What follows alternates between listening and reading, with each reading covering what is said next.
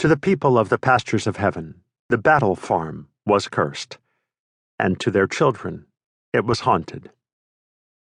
Good land although it was, well-watered and fertile, no one in the valley coveted the place. No one would live in the house. For land and houses that have been tended, loved, and labored with, and finally deserted, seem always sodden with gloom and with threatening. The trees which grow up around a deserted house are dark trees, and the shadows they throw on the ground have suggestive shapes. For 5 years now, the old battle farm had stood vacant. The weeds, with a holiday energy, free of fear of the hoe, grew as large as small trees. In the orchard, the fruit trees were knotty and strong and tangled. They increased the quantity of their fruit and diminished its size. The brambles grew about their roots and swallowed up the windfalls. The house itself, a square, well-built, 2-story place, had been dignified and handsome when its white paint was fresh, but a singular latter history had left about it an air unbearably lonely. Weeds warped up the boards of the porches. The walls were gray with weathering. Small boys, those lieutenants of time in its warfare against the works of man, had broken out all the windows and carted away every movable thing. Boys believe that all kinds of portable articles which have no obvious owner, if taken home, can be put to some joyous use. The boys had gutted the house, had filled the wells with various kinds of refuse, and quite by accident, while secretly smoking real tobacco in the hayloft, had burned the old barn to the ground. The fire was universally attributed to tramps. The deserted farm was situated not far from the middle of the narrow valley. On both sides it was bounded by the best and most prosperous farms in the pastures of heaven. It was a weedy blot between 2 finely cultivated, contented pieces of land. The people of the valley considered it a place of curious evil, for one horrible event and one impenetrable mystery had taken place there.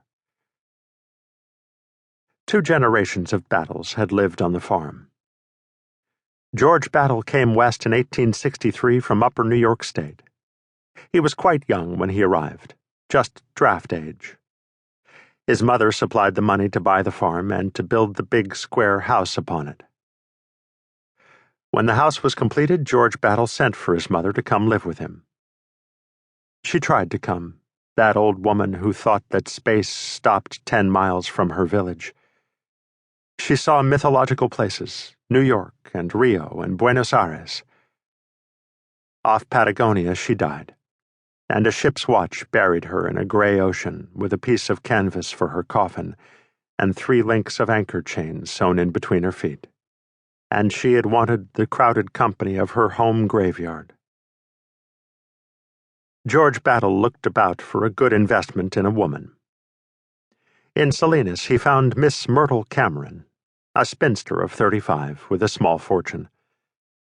Miss Myrtle had been neglected because of a mild tendency to epilepsy, a disease then called fits and generally ascribed to animosity on the part of the deity. George did not mind the epilepsy. He knew he couldn't have everything he wanted. Myrtle became his wife and bore him a son, and after twice trying to burn the house, was confined in a little private prison called the Lippman Sanitarium in San Jose. She spent the rest of her existence crocheting a symbolic life of Christ in cotton thread. Thereafter, the big house on the Battle farm was governed by a series of evil-tempered housekeepers of that kind who advertise, "Widow, 45, wants position, housekeeper on farm. Good cook. Objective, matrimony."